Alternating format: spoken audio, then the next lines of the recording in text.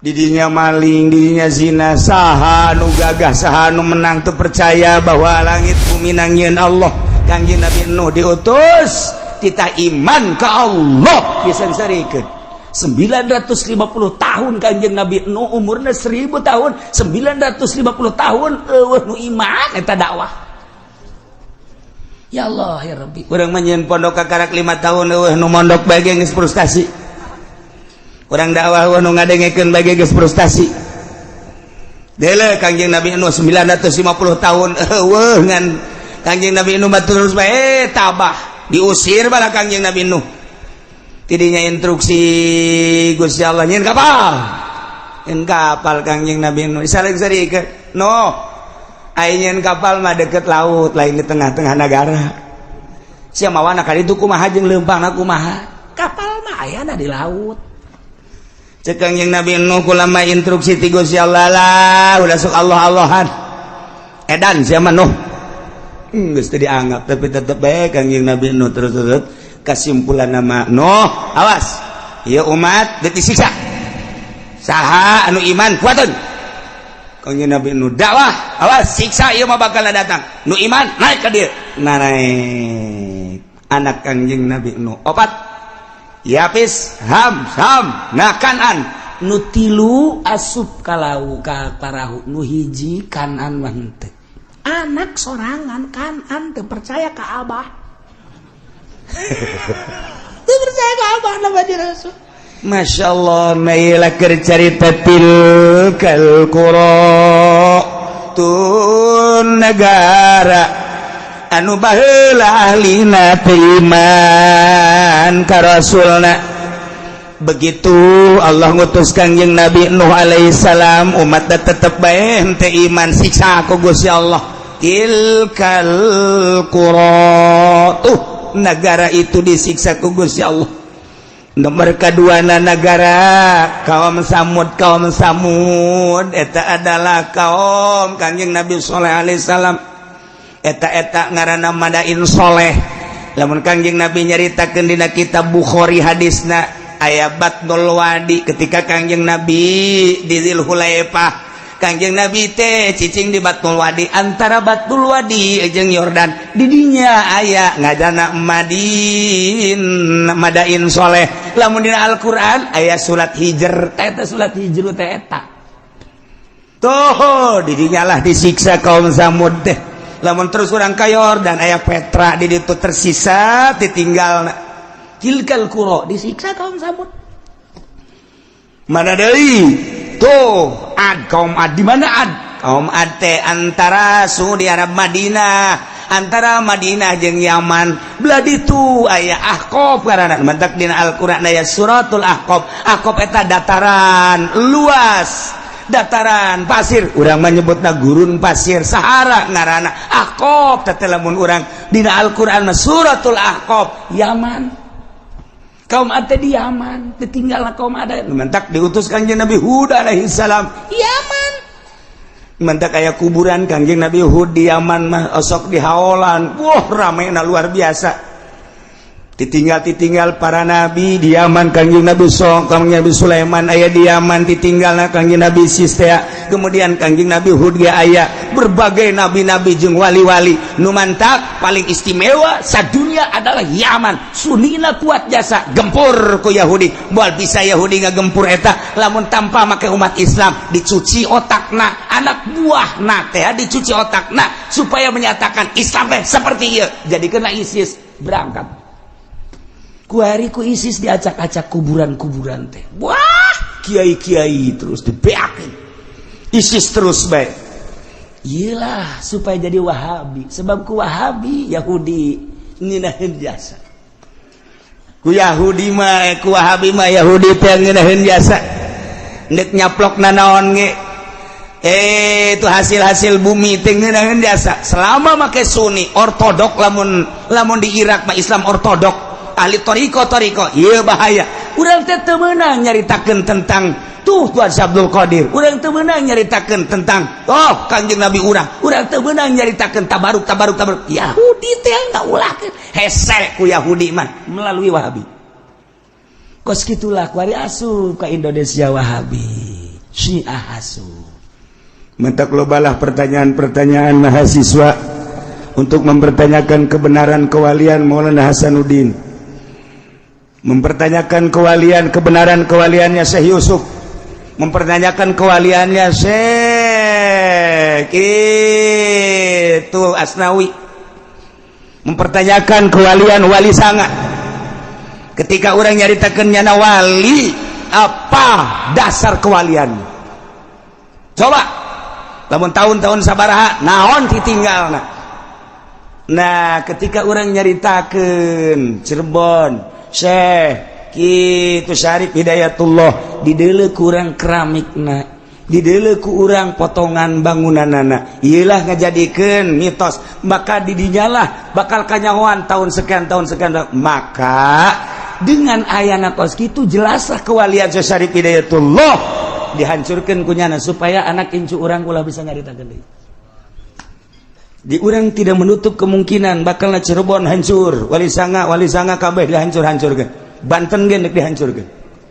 Supaya kuari mah urang masih kana bisa nyaritakeun, engke bukuna bakal dibeakeun kabeh beuleum. Rencana Yahudi seperti eta. Ulah sampaikan ka nyaritakeun karuhun-karuhun kewalian. Ieu nu mantak jadi kekuatan Islam teh. Nu mantak kuari Arab teu kuat teh lantaran naon? Lantaran nyana geus teu nyaritakeun. Di mana makom Siti Khadijah kuari geus teu kadeuleu? Di mana ditinggal Kangjeng Rasulullah geus teu kadeuleu? Malah kuburan Kangjeng Nabi ge deuk dipindahkeun. Ya eta Yahudi. Ya Wahabi nurut bae deui. Deuk kumaha coba ieu? Nah, mantak kuari digempur memeh Mekah jeung Madinah. Kangjeng Nabi nu bakal diacak-acak engke Yaman heula, sebab di Yaman lah loba ditinggal ahli sunnah wal jamaah nabi-nabi. Irak geus hancur, kuari Yaman dihancurkeun. Engke terus tas Yaman bejana ka Indonesia. Moncongna geus dikieukeun tah. Di Australia moncong geus dikieukeun. Tepat Cikupa. Geus diukur kunyana, dikacikupakeun bae ka jansakeun aya citra. Aya anu ngabisiki, coba cenah ka puri, ulah puri mah eueuh teh mah puri mah. Puri mah aman, eueuh nu zina, eueuh nu mabok. Eueuh di dinya mah. Aya ge anu eta doang nesian imah kosong. Tah ieu di urang teh geus di berbagai sektor di luhur geus diasik Wahabi pun hayang nyaho. Di kepemimpinan Jokowi iyalah kadeuleu rapuhna nu mantak dipaksakeun lah NU dengan agil sirot kudu naik di sadajan sabaraha miliar kudu bae. Urang lamun nyaritakeun kitu bakal ngabukakeun tentang keberadaan Indonesia. Kunaon sih bisa memaksakeun aya bergaining jeung ieu. Sebab naon keur memperjuangkeun kewahabian jeung kesyiahan. Dicaritakeun soge maksudna kumaha hati-hati ka hareup. Lain lalaga dieu mah. Terus dipaksakan padahal mah NU mah lain kos kitu kuduna atuh tipe NU mah lain kos kitu kudu tawadu kuari ge tawadu ngan tawaduna kuari mah tau warna duit jadi lain tawadu asli. Nah ieu kuduna asli na NU mah tawadu DP kok kuari main kos kitu lain sekedar lain nyaritakeun tentang keaiban NU tetapi keberadaan NU seperti etalah dipaksakeun kajen kumaha ge sebab naon aya nu diperjuangkeun di tubuh pemerintahan supaya sunni ieu rusak dihancurkeun lalaunan wow leuwih jeli ahli Allah aman takabi blut pigideg bae ge. Abi babi nu sajan anu nyarahun gide kumaha kaharepna ai kula mangan sakadar lah atuh nyaritakeun keberadaan kos kieu bae sakadar supaya nyaho bae abeh urang hati-hati anak urang pasantren-pasantrenkeun siga de abeh engke tetep bae kuat perang masalah geus wih cenah kieu perang masalah ja perang paeh teh perang paeh ieu ulah kitu cenah kieu kula can kawin-kawin heula sia deula saya mikiran kitu bae sih mikiran hulu nu leutik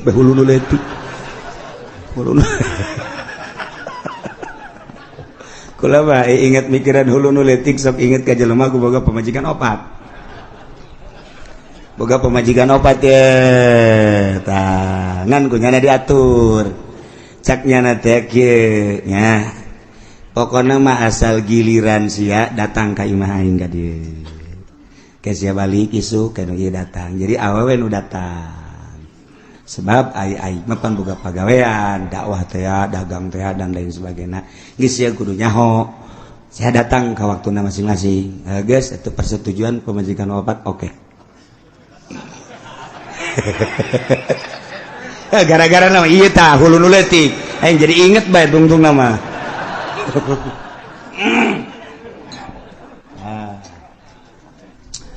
Geus kitu paringana barang-barang penting teh pan nu datang ieu penting ieu ya. Ku cari telepon ge teu datang. Geus kajeun lah penting ieu teu datang. Penting kadua giliran nu anu biasana nu kadua ieu. Teu datang deui bae. Sial aing spargel kieu teu datang cek nya teh. Nu katilu ge teu datang deui bae. Ah, pamajikan nu kaopat bebereun datang ieu teu datang deui bae. Masya Allah cek nya isi kunaon kieu teh. Opat ke opatna udah datang hiji-hiji aja salarial jasa aja langsung nyono pas nu ngariung di lembur eta nu ngariung kebeneran nyana titah nyambut nyana dulur-dulur sadaya geus esi nyambut na manusia ngan nyana nyelipkeun urusan nyana. Itu biasa tanya ki pudol ya emang kitu penceramah. Nyana nyelapkeun urusan nyana cak nyana teh ya kula mah urusan sambutan mah geus beres ya nya ngan ieu mah kieu saeutik mah dulur horenganan eta pamajikan ngaladenan salaki ganjaranana sarua jeung ngabunuh Yahudi 70. Lamun pamajikan ngaladenan salaki berarti sarua jeung jihad fisabilillah ngabunuh pamajikan 70. Beuh eta lamun sakali lamun salila hirup berarti alajur kabeh Yahudi. Ieu mah keur carita gede jasa ganjaranana. Eta pamajikan wafat ngadengekeun we kabeh. Di imah jaheuh nya horeng gede tah ganjaranna. Geus we balik ka imah tah pamajikan datang. Assalamualaikum. Waalaikumsalam. Ye, dia datang ye naon? Kula mah kabita ngadenge tadi kakak nyarita. Cek jana cenah ieu 70. Cek jana ganjaranana. Atuh ayo rasa sarer ya. Beres lah kula mah lantaran ieu mah tuh geus beres kula balik ya geus sabodo teh balik mah balik teu kebal datang deui nu hiji deui. Waalaikumsalam. Naon ya kade tadi kula ngadenge cenah 70 sarua jeung mehan Yahudi. Heuh bener atuh kula mah ieu mah hitung-hitung jihad bae hayo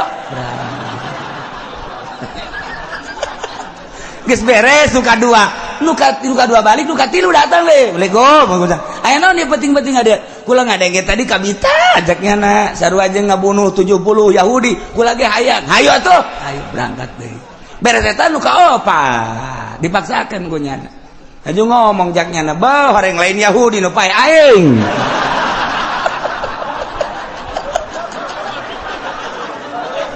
tuh gara-gara nu leutik inget pae kadinya aduh jaknya na lain Yahudi nu modar aing isu ka rumah sakit teh.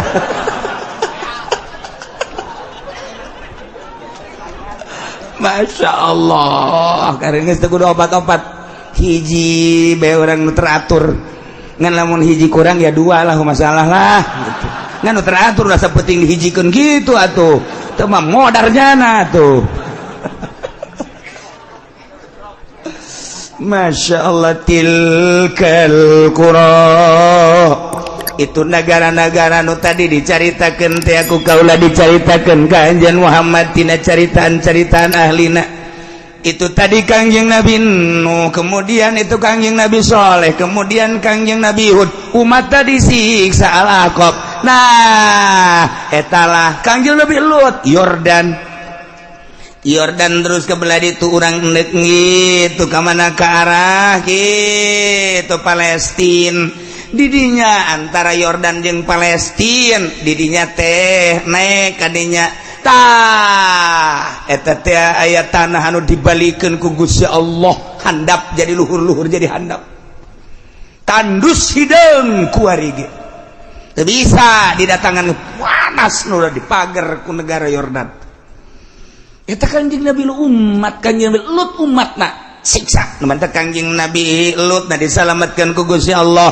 ti Yordan teh tinggal lompat ka Palestina salamat Kangjeng Nabi Lut ngan pamajikanana korban tuh lamun urang nyaritakeun tentang hidayah Kangjeng Nabi Nuh anakna teu iman, Kangjeng Nabi Lut pamajikan teu iman, Kangjeng Nabi urang mamangna teu iman, Kangjeng Nabi Ibrahim bapana sorangan teu iman. Ya Allah ya Rabb, mahal hidayah tilkal qura, negara-negara nu tadi dicaritakeun Muhammad ku kaula dicaritakeun ka anjeun tina caritaan-caritaan tentang ahlina anu buang kawarah teu nurut ka Rasul siksa, teu menutup kemungkinan umat setelah eta ge mun teu nurut ka aturan-aturan Rasulullah disiksa. Indonesia geus sabaraha kali disiksa.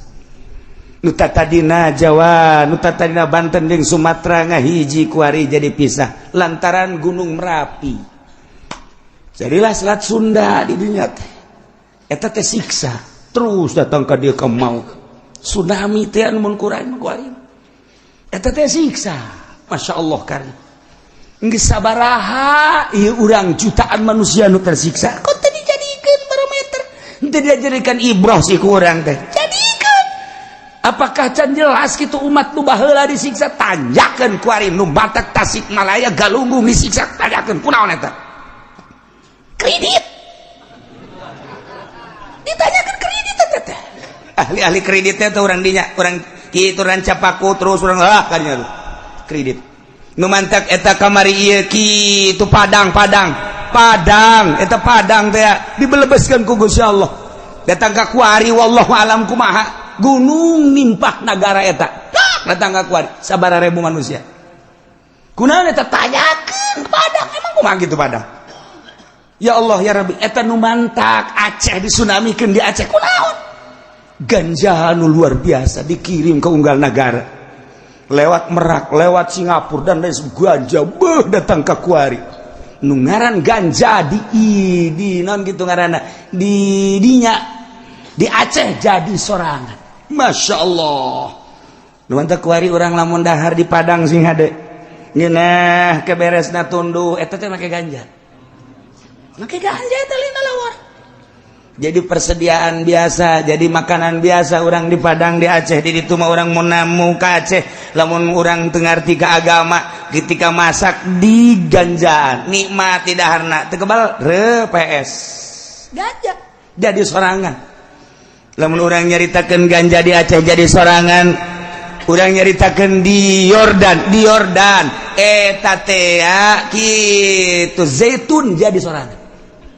Jadi seorangku lagi kaget itu sagunung zaitun barang terus naik mobil di sisi imah kebelet zaitun horeng jadi sorangan nu mantak zaitun ke mancanagara zaitun nu aya di urang geus di naon dikemas eta teh menang ti nagara Yordan jadi sorangan mantak dina Al-Qur'an watini wazaituni waturi sinina wa hadzal baladil amin demi tin demi zaitun Waturi Sina demi gunung Tursina emang didinya terus Yordania Mesir terus ke Palestina gunung Tursina okas gunung Judi teh ti Turki terus kabar terus tilu negara eta teh gunung Judi kabeh tilu negara gunung Judi kos Palestina kos Tursina eta urang di Yordan Mesir terus ke Palestina terus eta ngaranna gunung Tursina kabeh Judi sarua bae itunya Tajikistan etanya gunung Judi di dinya Turki gunung Judi tilu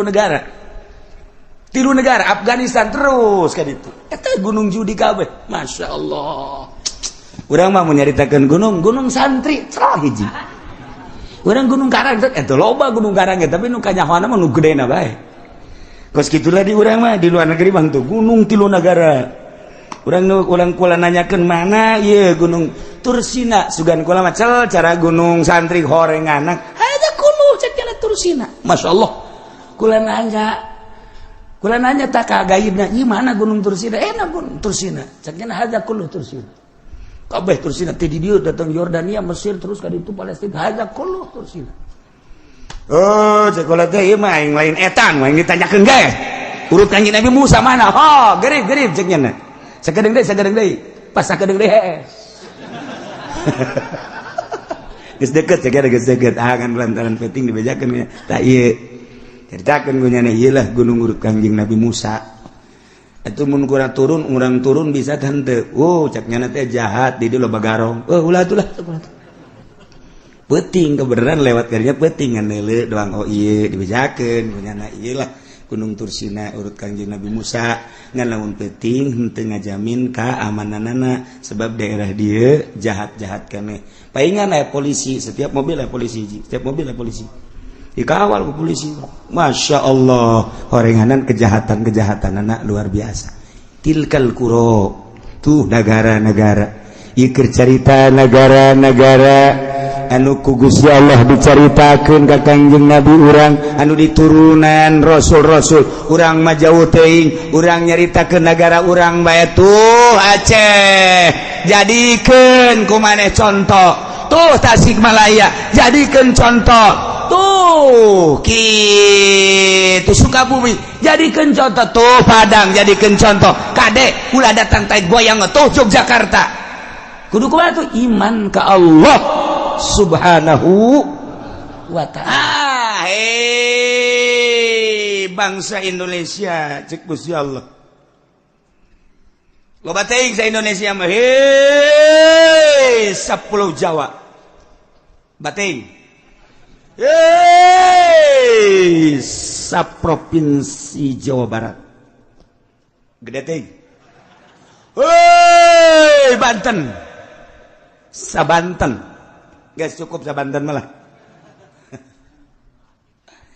wahai manusia cek Gusti Allah di dunia umumna sadunya khususna ahli Mekah termasuk Indonesia lamun umum hei manusia can jelas itu ya kajelema anu nyari cingan bumi yen imah anu kokoh meuli imah teh lain sakadar puluh juta ratus miliaran kadituna bahkan belas miliar puluh miliar bahkan lain boga imah na hiji ya urusan imah mah geus masalah geus ieu kalakuan kuari cara ricing di bumi Allah kalakuanana meuli korupsi zina judi bahkan terpercaya ke pangeran bahwa nu nyieun langit bumi teh Allah can jelas itu kajelema nu eta mibadi hilaki ahliya sabada dirusak ahli-ahli nu balaheula awas make teu dijadikeun iboh teu dijadikeun barometer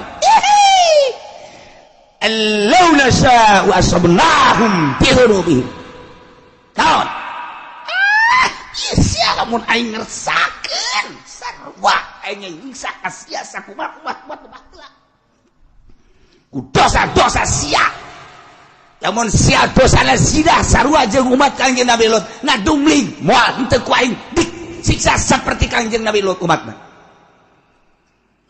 lamun sia buang kawarah ka Gusti Allah ka aing cak Allah deuleu kaum Samud deuleu kaum Ad saeutik nuku aing baheula teh disiksa terus-terus ieu ku hari Indonesia sih kades mabok ambalaya di Indonesia awas ya cak Gusti Allah zina ku hari mah geus ambalaya teu menutup kemungkinan launa sya'u asabnahum bidzunubihim iksa aing sarua jeung umat baheula maling korupsi terus baik awas launa sya'u asabnahum bidzunubihim mentek memehna ku Gusti Allah ku hari dipanaskeun heula awas baheula teh kaum Adban nu dibere panas teh 3 tahun teu hujan 3 tahun bayangkeun 3 tahun teu hujan hese ka dieu ka ditu tatangkalan geus tandus 3 tahun atuh hujan batla luar biasa turun Rasul diturunkan ku Gusti Allah Kangjeng Nabi Hud alaihissalam dakwah bejakeun Hud ka umat lamun hayang subur mahmur lah jinawi percayana ulah ka batu nyembahna ulah ka makhluk coba ka aing kitu bejakeun dakwah Kangjeng Nabi Hud terus-terusan dilelewe ku umatna terus bae dilelewe saeutik pisan nu iman ka Kangjeng Nabi Hud wana semakin menjadi-jadi diutus salah seorang ka Baitullah datang ka ditu ka Baitullah nu kamari didongengkeun teh ayalah kiriman teh mega mendung wah bararungah majar teh bakal hujan ternyata angin ngagelebuk angin muter sabada Kangjeng Nabi Hud jeung pengikutna titah keluar eta kapan siksa cek Allah tuh jadikeun barometer awas di Indonesia geus sabaraha bulan urang dibere panas hujan di mana-mana guludugan jeung kilatan samarukna hujan bener beureun geus diitung ku ari di nagara geus beak sabaraha puluh miliar ieu ganyeun hujan teh nyararaho urang mah asal hujan seuri padahal mah ieu teh geus total sabaraha miliar beakna lamun teu dihujankeun urang teh ku ari panasna ambual ya pohara luar menyengat cirina cek ahli palak mah angin heula kilat teh guludug teh ieu mah hujan kilat angin sabarukan kumaha awas lamun nang tangan ka Gusti Allah bisa jadi berkepanjangan ieu panas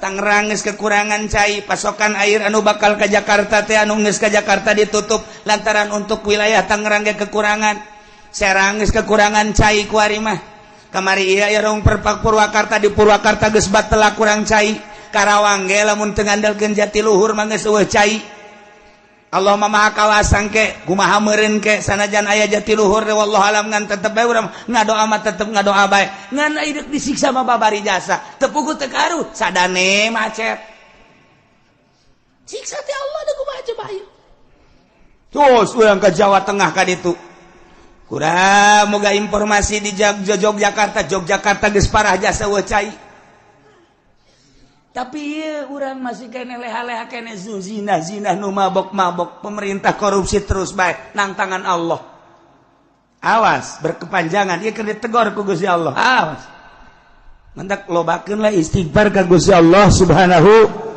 wa taala awalam yahdi apakah can jelas lilladzina yarithuna al-ardo ka jelema nu nyicingan bumi ieu nu mantak Gusti Allah teh make bahasana yarisunal ardo make yarisu matina warasa yarisu eta makan ngawaris aya ngawaris mah berarti kapan aya nu diwaris lamun bapa ngawariskeun ka anak aya anak eueuh anak mah meureunanan ka incu lamun incu eueuh anak eueuh aya meureun dulurna mamang teh uwah teh nah eta ngaranna ngawaris ieu ge ku bangkawara amat sia cicing di alam dunia na nyieun Allah sia ngawaris ka umat nu baheula zina sia ge kunaon zina deui bae nu baheula mabok sia kuari kunaon mabok nu baheula maling sia kuari kunaon maling maka mantak make bahasana yarisunal ardo pohara lamun dibongkar sakalimat na Al-Qur'an urang mangkat bulu dikiekeun dikitukeun urang mah ieu macaanna bae ge kuari geus sararese ngadengekeun agegan cangkeul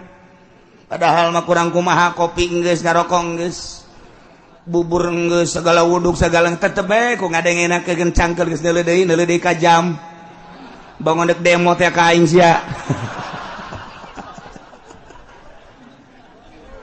aduh Gusti Allah enteuh ngeta mun boga janji meureun neuleuh deui jam ieu janji aing jeung jahe tuh ieu bahasa yarisuna sia cicing neruskeun lalakon umat nu baheula dizina disiksa umat nu baheula mabok disiksa ku Gusti Allah umat nu baheula maling disiksa ku Gusti Allah umat nu baheula kafir disiksa ku Gusti Allah awas sia ngawaris nu baheula sarua sia ge ku aing disiksa deui geus kasaksian ku urang kamari ieu tsunami beuh 200.000 manusia asahina jasa mobil single yang imah bangunan single lenceng asahina jasa kabeh ge dunia jeung manusia seusina asahina urang neuleuh tsunami gempa Yogyakarta tsunami Pangandaran gempa Sukabumi Gunung Galunggung Yogyakarta gunung deui kuari ke batuk-batuk bae gunung deui sarua bae teguran ti Gusti Allah ieu teh ulah kejadian alam sakumaha nu kamari dicaritakeun ieu teh teguran ti Gusti Allah ku hari panas teguran ti Gusti Allah ayo sia Presiden Jokowi nek merubah tentang perekonomian sia nek beralih nu tadina Amerika ku hari dek diasupkeun Hong Kong Cina kuari sia dek gasupkeun Cina kuari berangkat ya negara teh hayo sia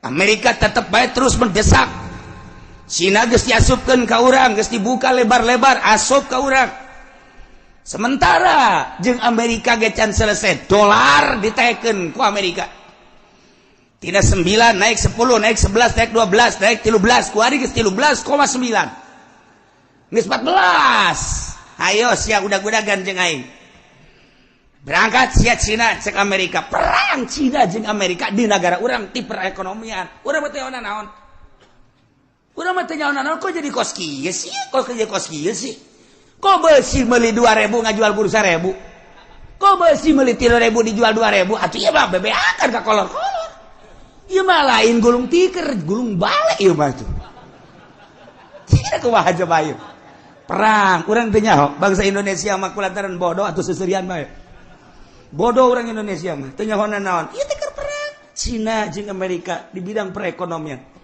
kulantaran perekonomian jadi tombaknya tolak ukurna perpolitikan teh jalan perpolitikan di urang teh teu stabil deuk kabangun kumaha lamun perekonomianna macet kuari Cina kakarak dibuka asuplah ka urang produksi encan Amerika dikatukangkeun sedangkeun bahan baku beelianana kudu make dolar taekeun sia ku aing kaudag moal ku sia sementara hitung-hitunganana ahli ekonomi di urang teh encan mampu kos kieu keberadaan anak deuk kumaha sedangkeun jelema nyeun pabrik di depan eta teh make duit negara sekian triliun nah perpajakanana terus melambung teu kaudag ku nyana lantaran nyana teh pajak tanah pajak bangunan pajak ekspor impor ieu teh kapan kudu dipenuhi sementara dolar naik bahan baku kudu dibeli ku dolar Cina nyerang ka urang ieu da kumaha ieu produksi teh aing balik ka Singapura teh saeutik anu boga karyawan 8.000 nyesa tinggal 2.000 nu boga karyawan 20.000 nyesa tinggal 5.000 tinggal bangsa Indonesia nu teu nyahoan kieu amat sih dek demo ka mana oh pelindung di urang mah demo teh urang demo ka DPR lagi keur puyeng aing boro-boro siap ku aing sarua bae ieu nah ieulah keberadaan Indonesia seperti kieu nah hakikat mah menang Allah keur dicoba heulanan urang mun carita hakikat syariatna aturanana Jokowi nu boga kuari keur diresapel kumaha perbaiki hayo coba menteri poh ieu ganti itu bakal gitu kene nemandak Habibie ngomong terpuruk sepanjang sejarah Indonesia perekonomian saat ini lain cek aing cek Habibie kamari Habibie datang ka dia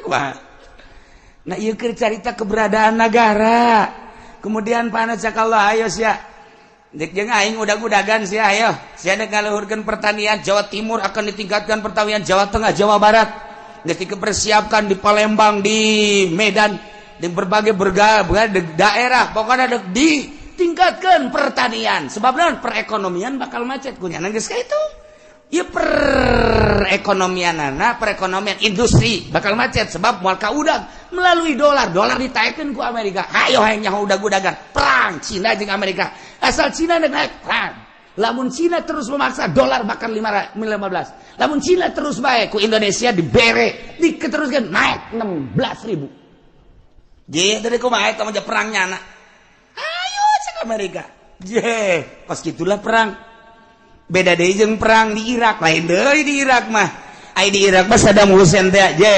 deuleu sejarah cek Saddam Hussein manyaing teu mampu sih kok transaksi make kitu ilang dolar bae ku ini ditaekeun Islam teh dolar ku ari teu bisa transaksi di Irak meuli minyak kudu make dinar meuli minyak kudu make dirham uang Iran kitu kene sepakat boh bingung kalah Amerika sakedeung nyieun lah nyana perkumpulan ieu mah lamun diteruskeun bakalna negara Islam di mana-mana bakal terulang kembali wali sanga zaman kitu Raden Patah dengan Saddam Hussein Islam akan tinggi urang mah teh minyak dengan sakitu perang perekonomian nah dijadikan biologi padahal di Irak teh ngan omongan Amerika teh dihajar ku Amerika sorangan moal kuat Irak, dihajar ku dua anjing Inggris moal kuat, dihajar jeung Prancis moal kuat, nyeulah multinasional hajar Saddam Hussein sebab urang bahaya ka dituna bisa-bisa Islam naik deui. Islam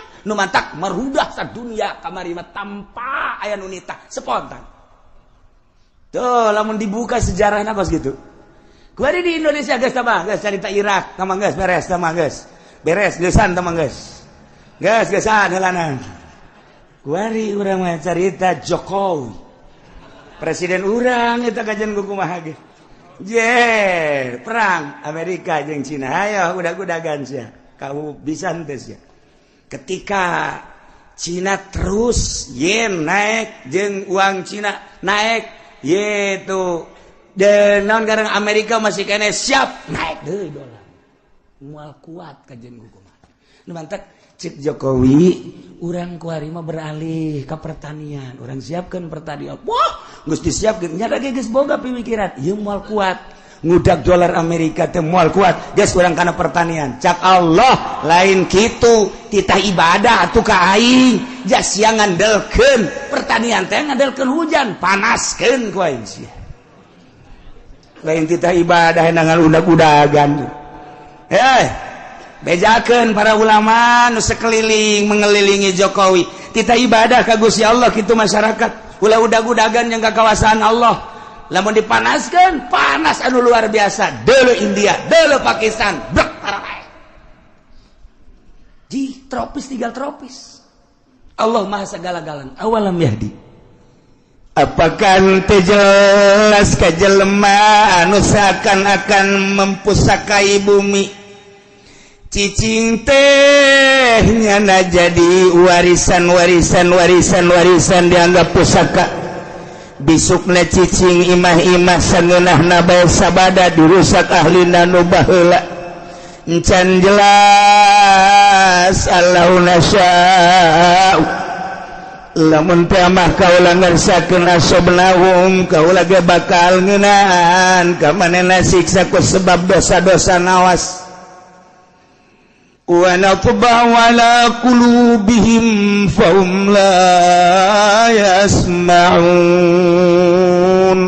kaula nu agung teh geus ngelak geus ngecap geus nyeplok kana hate-hatena jelema nu baraheula manan manehanna teu iman teh manan manehanana teu percaya ajuku kaula disiksa hajunya nanah teu daekeun ngadenge kana piwuruk-piwuruk si mata daburin ngan sakadar didengekeun dipikir henteu sakadar ngadengekeun dilaksanakeun henteu akhirna jadi guguyon siksa ku aing tah jelema-jelema nu baraheula teh nu mantak disiksa teh teu percaya ka aing hatena ku aing geus dicap diceplok distempel geus moal iman kulantaran buang kawarah jasa teu menutup kemungkinan anu ngawariskeun taneuh nu baraheula di urang zaman Bung Karno masyaallah menyatus desa Bang sampai Merauke Bung Karno mah menyatukan umat musyawarah jeung para penggede jeung para inohong tokoh-tokoh masyarakat berbagai lapisanana politikus ekonomi jeung ahli agamana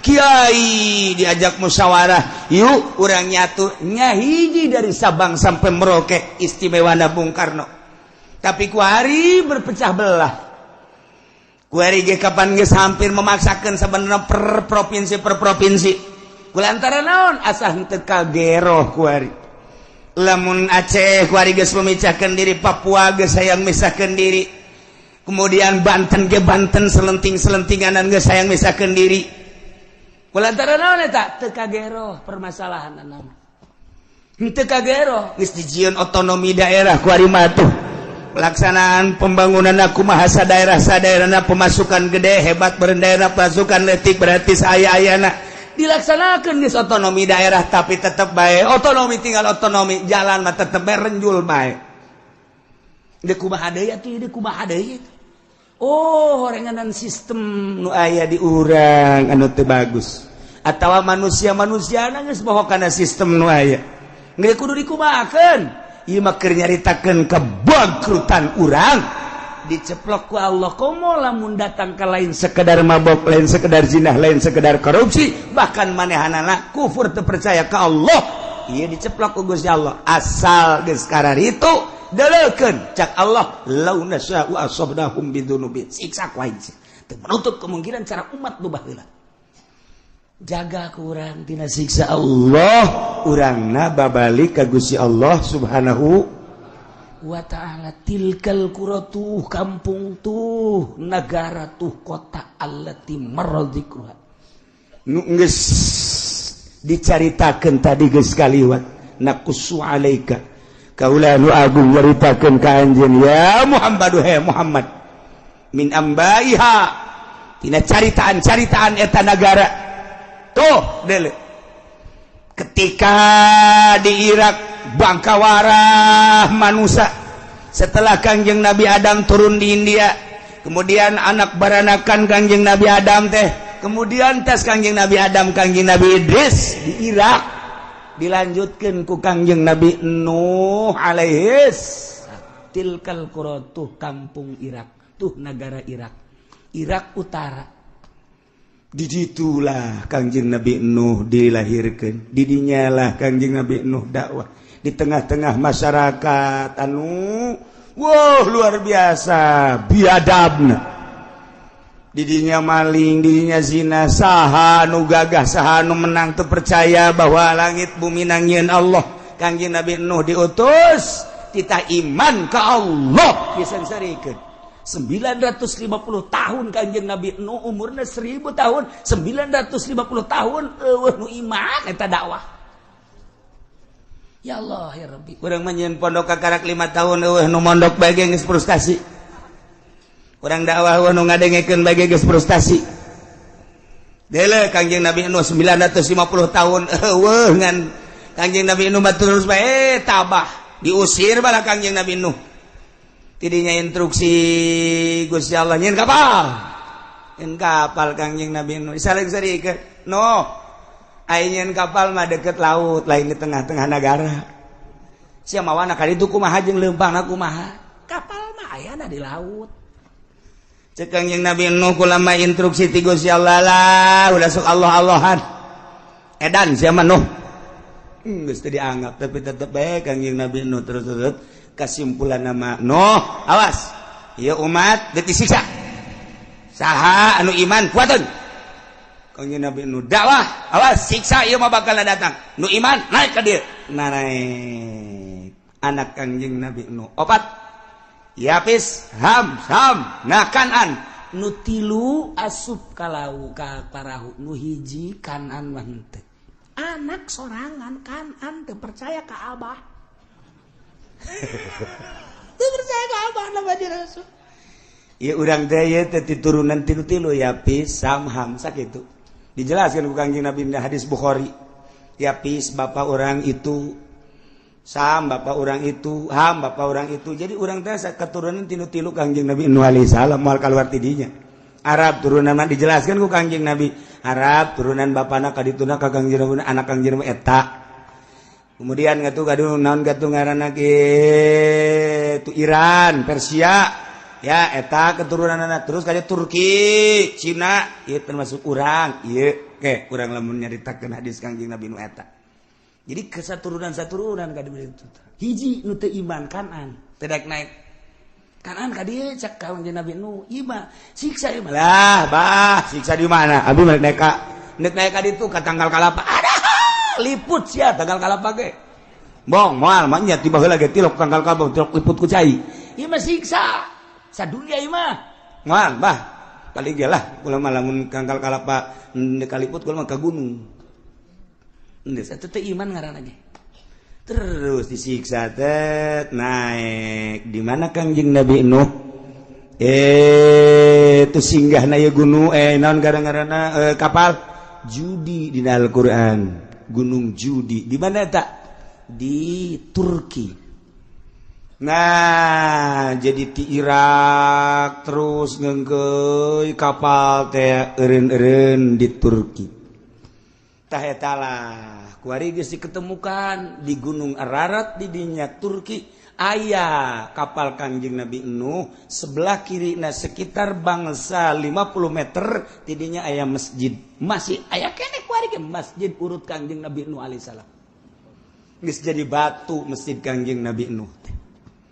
Didinya kapal aya kene urut kapal Kangjeng Nabi Nuh. Jadi kapal teh singgah teh lain di laut tapi di luhur gunung. Gunung Judi. Ku aya kene. Ku aya kene geus dipoto urut kapal Kangjeng Nabi Nuh teh.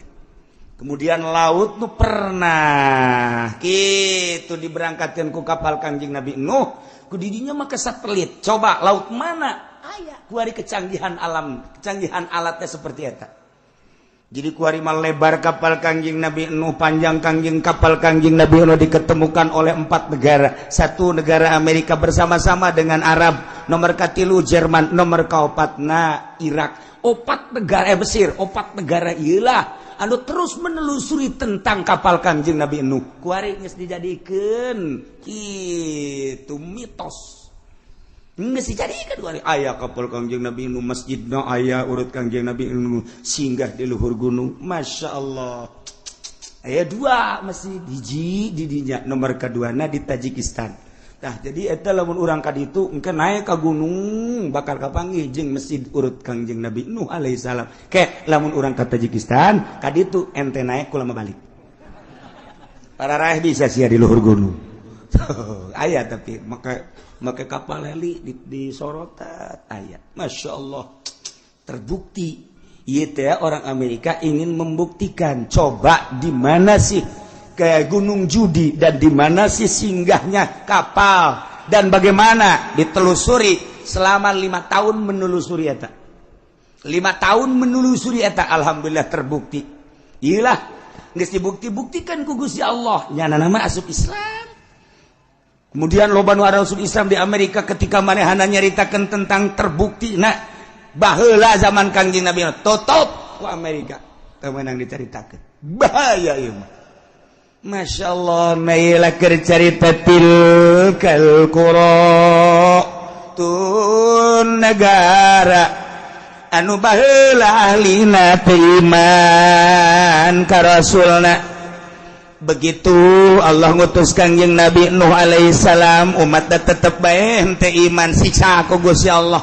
Tilkal qura, negara itu disiksa ku Gusti Allah. Nomor kaduana negara kaum Samud eta adalah kaum Kangjeng Nabi saleh alaihi salam. Eta ngaranna Madain Soleh.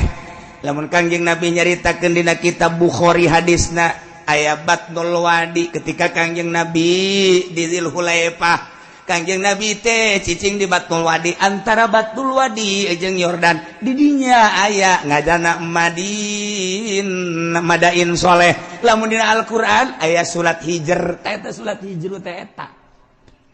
Tuh di dinya lah disiksa kaum Samud teh. Lamun terus urang ka Yordan aya Petra di ditu tersisa ditinggalna. Tilkal qura disiksa kaum Samud. Mana deui? Tuh, Ad, kaum Ad di mana Ad? Kaum Ad teh antara Saudi Arab Madinah, antara Madinah jeung Yaman. Belah ditu aya Ahqaf karana mantak dina Al-Qur'an aya suratul Ahqaf. Ahqaf eta dataran luas, dataran pasir. Urang mah nyebutna gurun pasir Sahara ngaranna Ahqaf. Teh lamun urang dina Al-Qur'an suratul Ahqaf Yaman. Kaum Ad di Yaman, ditinggalna kaum Ad. Mantak diutus Kangjeng Nabi Hud alaihi salam Yaman. Mantak aya kuburan Kangjeng Nabi Hud di Yaman mah osok di haolan. Wah, ramena luar biasa. Ditinggal para nabi di Yaman. Kangjeng Nabi Sulaiman aya di Yaman ditinggalna Kangjeng Nabi Sistea. Kemudian Kangjeng Nabi Hud ge aya berbagai nabi-nabi jeung wali-wali. Nu mantak paling istimewa sadunya adalah Yaman. Sunnina kuat jasa gempur ku Yahudi. Moal bisa Yahudi ngagempur eta lamun tanpa make umat Islam dicuci otakna, anak buahna teh dicuci otakna supaya menyatakan Islam teh seperti ieu. Jadikeunna ISIS berangkat. Kuari ku ISIS diacak-acak kuburan-kuburan teh. Wah, kiai-kiai terus dibeakeun. ISIS terus bae. Iyalah supaya jadi Wahabi. Sebab ku Wahabi Yahudi ngeunaheun jasa. Ku Yahudi mah ku Wahabi mah Yahudi teh ngeunaheun jasa.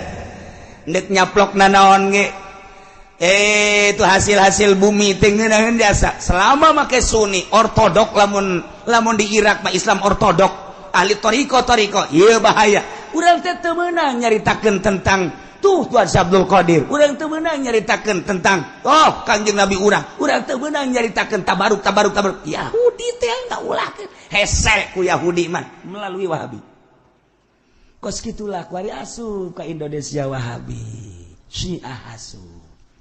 Mentak lobalah pertanyaan-pertanyaan mahasiswa untuk mempertanyakan kebenaran kewalian Maulana Hasanuddin, mempertanyakan kebenaran kewaliannya Syekh Yusuf, mempertanyakan kewaliannya Syekh itu Asnawi, mempertanyakan kewalian Wali Sanga. Ketika orang nyaritakeun nyana wali, apa dasar kewalian? Coba lamun tahun-tahun sabaraha naon ditinggalna. Nah, ketika orang nyaritakeun Cirebon, Syekh kitu Syarif Hidayatullah dideuleu ku urang keramikna, dideuleu ku urang potongan bangunanana. Ieulah ngajadikeun mitos, maka didinyalah bakal kanyahoan tahun sekian. Maka dengan ayana kos kitu jelaslah kewalian Syekh Syarif Hidayatullah dihancurkan kunyana supaya anak incu orang ulah bisa nyaritakeun deui. Di urang tidak menutup kemungkinan bakalna Cirebon hancur, Wali Sanga kabeh dihancur-hancurkeun. Banten ge deuk dihancurkeun. Supaya kuari mah urang masih kana bisa nyaritakeun, engke bukuna bakal dibeakeun kabeh beuleuh. Rencana Yahudi seperti eta. Ulah sampaikeun ka nyaritakeun karuhun-karuhun kewalian. Ieu nu mantak jadi kekuatan Islam teh. Numantak kuari Arab teu kuat teh lantaran naon? Lantaran nyana geus teu nyaritakeun. Di mana makom Siti Khadijah kuari geus teu kadeuleu? Di mana ditinggal Kangjeng Rasulullah geus teu kadeuleu? Malah kuburan Kangjeng Nabi ge deuk dipindahkeun. Ya hata Yahudi. Ya Wahabi nurut bae deui. Deuk kumaha coba ieu? Nah, mantak kuari digempur memeh Mekah jeung Madinah. Kangjeng Nabi nu bakal diacak-acak engke. Yaman heula sebab di Yaman lah loba tinggal ahli sunnah wal jamaah nabi-nabi. Irak geus hancur, kuari Yaman dihancurkeun. Engke terus tas Yaman bejana ka Indonesia. Moncongna geus dikieukeun tah. Di Australia moncong geus dikieukeun. Tepat Cikupa. Geus diukur kunyana. Dikacikupakeun bae ka jan sakinah aya citra. Aya anu ngabisiki coba cenah ka puri ulah puri mah eueuh teh puri mah. Puri mah aman eueuh nu zina nu mabok. Eueuh di dinya mah. Aya ge anu eta doang ngeusian imah kosong. Tah ieu di urang teh geus di berbagai sektor di luhur geus diisi ku Wahabi mun hayang nyaho. Di kepemimpinan Jokowi ieu lah kadeuleu rapuhna nu mantak dipaksakeun lah. NU dengan agil sirot kudu naik nih. Sadajan sabaraha miliar kudu bae. Urang lamun nyaritakeun kitu bakal ngabukakeun tentang keberadaan Indonesia. Kunaon sih bisa memaksakeun aya bergaining jeung ieu. Sebab naon keur memperjuangkeun kewahabian jeung kesyiahan. Dicaritakeun soge maksudna kumaha hati-hati ka hareup. Lain lalaga dieu mah. Terus dipaksakeun padahal mah NU mah lain kos kitu kuduna atuh. Tipe NU mah lain kos kitu kudu tawadu. Kuari ge tawadu, ngan tawaduna kuari mah tawarna duit. Jadi lain tawadu asli. Nah ieu kuduna aslina NU mah tawadu DP. Kok kuari main kos kitu. Lain sekedar lain nyaritakeun tentang keaiban NU, tetapi keberadaan NU seperti etalah dipaksakeun kajen ku kumaha ge. Sebab naon? Aya nu diperjuangkeun di tubuh pemerintahan. Supaya sunni ieu rusak. Dihancurkeun lalaunan. Wow. Leuwih jeli ahli-ahli Allah mantap kabeh blut pigideg bae ge. Tapi babi nu sajana nu nyarahun gide kumaha kaharepna. Ai kula mangan sakadar latu nyaritakeun keberadaan kos kieu bae. Sakadar supaya nyaho bae abeh urang hati-hati anak urang pasantren-pasantrenkeun siga de. Abeh engke tetep bae kuat perang masalah geus. Kuy cenah kieu perang masalah. Ja perang paeh teu perang paeh. Ieu ulah kitu cenah kieu kula can kawin-kawin heula sia deula. Saya mikiran kitu bae sih. Mikiran hulu nu leutik.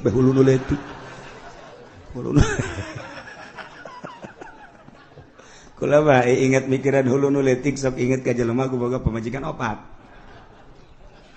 Boga pamajikan opat ye. Tangan kunyana diatur. Cak nyana teh kieu nya. Pokona mah asal giliran sia datang ka imah aing ka dieu. Ke sia balik isu kana ieu datang. Jadi awewe nu datang. Sebab ai mah pan boga pagawean, dakwah teh, dagang teh dan lain sebagainya. Geus sia kudu nyaho. Saya datang ke waktuna masing-masing. Geus itu persetujuan pemajikan opat oke. Gara-gara nama ieu tah hulu nu leutik. Aing jadi inget bae tungtung nama.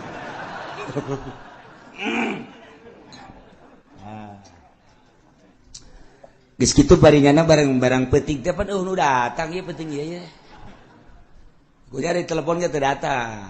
Geus kajeun lah pentingnya teu datang. Penting kadua giliran anu biasana nu kadua ieu. Teu datang deui bae.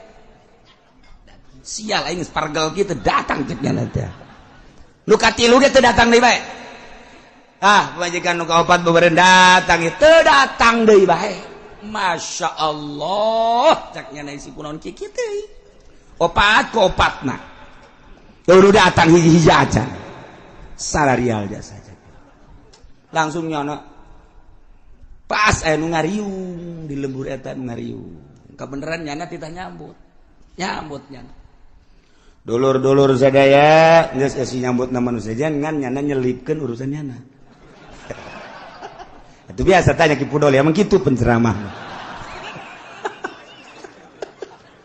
Nyana nyelapkeun urusan nyana cak nyana teh kula mah urusan sambutan mah geus beres ye nya ngan ieu mah kieu saeutik mah dulur horenganan eta pamajikan ngaladenan salaki ganjaranana sarua jeung ngabunuh Yahudi 70. Lamun pamajikan ngaladenan salaki berarti sarua jeung jihad fisabilillah ngabunuh pamajikan 70. Beuh eta lamun sakali lamun salila hirup berarti alajur kabeh Yahudi. Ieu mah keur carita gede jasa ganjaranana. Eta pamajikan opat ngadengekeun BKB di imah nya horeng gede teh ganjarana. Geus we balik ka imah tah pamajikan datang. Assalamualaikum. Waalaikumsalam. Ja datang ye. Naon? Kula mah kabita ngadenge tadi kakak nyarita. Cek jana cenah ieu 70. Cek jana ganjaranana. Atuh ayo rasa sarer. Beres lah kula mah lantaran ieu mah tuh geus beres kula balik ya geus sabodo teh balik mah balik teu kebal datang deui nu hiji deui. Waalaikumsalam. Naon ya ka dieu? Tadi kula ngadenge cenah 70 sarua jeung mehan Yahudi. Heuh bener. Atuh kula mah ieu mah hitung-hitung jihad bae. Hayo. Geus beres nu kadua. Nu kadua balik nu katilu datang deui. Waalaikumsalam. Aya naon ieu penting-penting ada? Kula ngadenge tadi kabita ajaknya na sarua jeung ngabunuh 70 Yahudi. Kula ge hayang. Hayo atuh. Hayo berangkat deui.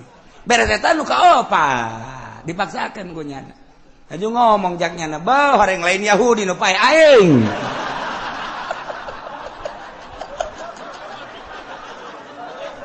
Tuh gara-gara nu leutik inget bae ka dinya. Aduh, jaknya lain Yahudi nu modar. Aing isu ka rumah sakit teh.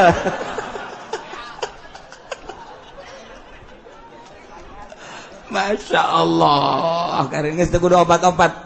Hiji bae urang nu teratur. Ngan lamun hiji kurang ya dua lah masalah lah. Gitu.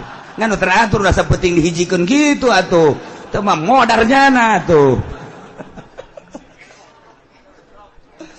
Masya Allah tilkal qura. Itu negara-negara nu tadi dicaritakeun teh aku kaula dicaritakeun ka anjeun Muhammad tina caritaan-caritaan ahlina. Itu tadi Kangjeng Nabi Nuh, kemudian itu Kangjeng Nabi Saleh, kemudian Kangjeng Nabi Hud, umat tadi siksa Al-Aqab. Nah, etalah Kangjeng Nabi Lut, Yordan terus ke belah itu urang endek gitu ka mana ke arah gitu Palestina. Didinya antara Yordan jeung Palestina, didinya teh naik kadinya tah eta teh aya tanah anu dibalikeun ku Gusti Allah, handap jadi luhur-luhur jadi handap. tandus hideung kuari ge teu bisa didatangan panas nu di pagar ku negara Yordan eta Kangjeng Nabi umat Kangjeng Nabi Lut umatna siksa mantep Kangjeng Nabi Lut diselamatkeun ku Gusti Allah ti Yordan teh tinggal lompat ka Palestina salamat Kangjeng Nabi Lut ngan pamajikanana korban tuh lamun urang nyaritakeun tentang hidayah Kangjeng Nabi Nuh anakna teu iman Kangjeng Nabi Lut pamajikan teu iman Kangjeng Nabi urang mamangna teu iman Kangjeng Nabi Ibrahim bapana sorangan teu iman ya Allah ya Rabb mahal hidayah tilkal qura negara-negara nu tadi dicaritakeun Muhammad ku kaula dicaritakeun ka anjeun tina caritaan-caritaan tentang ahlina anu buang kawarah teu nurut ka Rasul siksa teu menutup kemungkinan umat setelah eta ge mun teu nurut ka aturan-aturan Rasulullah disiksa Indonesia geus sabaraha kali disiksa nu tatadina Jawa nu tatadina Banten jeung Sumatera ngahiji kuari jadi pisah lantaran Gunung Merapi jadilah Selat Sunda di dunia teh eta teh siksa terus datang ka dieu ka mau tsunami teh anu mun kurang kuari eta teh siksa masyaallah karim geus sabaraha ieu urang jutaan manusia nu tersiksa kok teh dijadikeun barometer teu dijadikan ibrah si ku urang teh jadikeun apakah can jelas kitu umat nu baheula disiksa tanjakeun kuari nu batak Tasikmalaya Galunggung disiksa tanjakeun kunaon eta kredit ditanyakan kredit teh ahli-ahli kreditnya tuh orang dinya orang kitu rancapaku terus orang kanya kredit nu mantak eta kamari ieu kitu Padang eta Padang teh dibelebeskeun ku Gusti Allah datang ka kuari wallahu alam kumaha gunung nimpah nagara eta datang ka kuari sabaraha ribu manusia kunaon eta tanyakeun Padang emang kumaha kitu Padang ya Allah ya Rabbi eta nu mantak Aceh disunamikeun di Aceh kunaon ganja nu luar biasa dikirim ke unggal negara lewat Merak lewat Singapura dan lain ganja datang ke kuari nu ngaran ganja di naon kitu ngaranna di dinya di Aceh jadi sorangan Masya Allah nu mantak kuari urang lamun dahar di Padang sing hade ngeunah keberesna tunduh eta teh make ganja make ganja eta lina lawar jadi persediaan biasa jadi makanan biasa orang di Padang di Aceh di ditu mah urang mun namu ka Aceh lamun urang teu ngarti ka agama ketika masak di ganjaan nikmati daharna teu kebal reps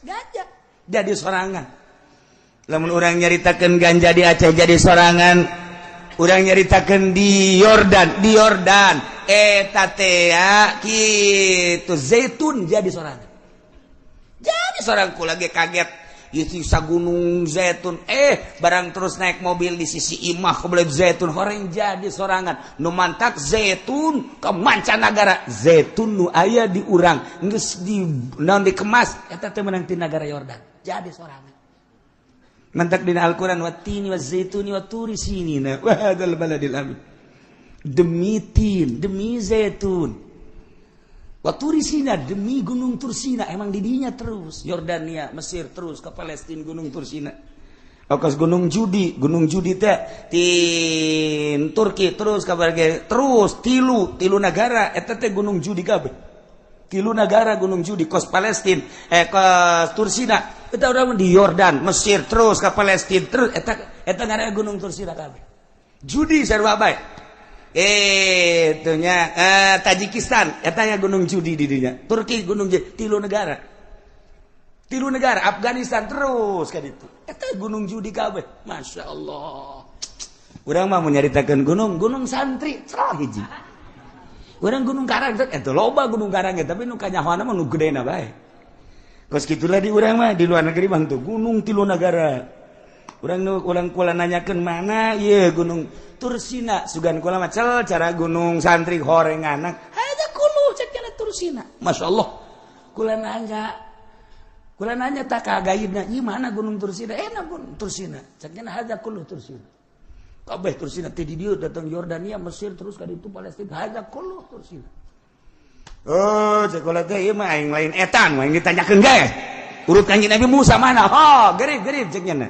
Sakedeung deui. Pas sakedeung deui heeh. Geus deukeut cek geus deukeut. Ah kan lantaran peting dibejakeun nya. Tah ieu. Ceritakeun ku nya ieu lah gunung urut Kanjeng Nabi Musa. Atuh mun kurang turun bisa henteu. Oh, cek nya teh jahat di loba garong. Oh, ulah atuh lah. Peting kebenaran lewat karinya peting ngan neuleu doang ieu dibejakeun punyana ieu lah Gunung Tursina urut Kanjeng Nabi Musa ngan lamun peting henteu ngajamin keamananana sebab daerah dieu jahat-jahat keneh. Paingan aya polisi, setiap mobil aya polisi. Dikawal ku polisi. Masya Allah, horenganan kejahatan-kejahatanana luar biasa. Tilkal qura, tuh negara-negara. Ieu keur carita negara-negara anu ku Gusti Allah dicaritakeun ka Kanjeng Nabi urang anu diturunan rasul-rasul urang mah jauh teuing urang nyaritakeun negara urang bae tuh Aceh jadikeun ku maneh contoh tuh Tasikmalaya jadikeun contoh tuh kitu Sukabumi jadikeun contoh tuh Padang jadikeun contoh kade ulah datang tai goyang tuh Yogyakarta kudu kumaha tuh iman ka Allah Subhanahu wa ta'ala lobakeun takarrub tafakkur ka Gusti Allah. Masya Allah walaqad ja'atuhum rusuluhum bil bayyinati wallahu a'lam.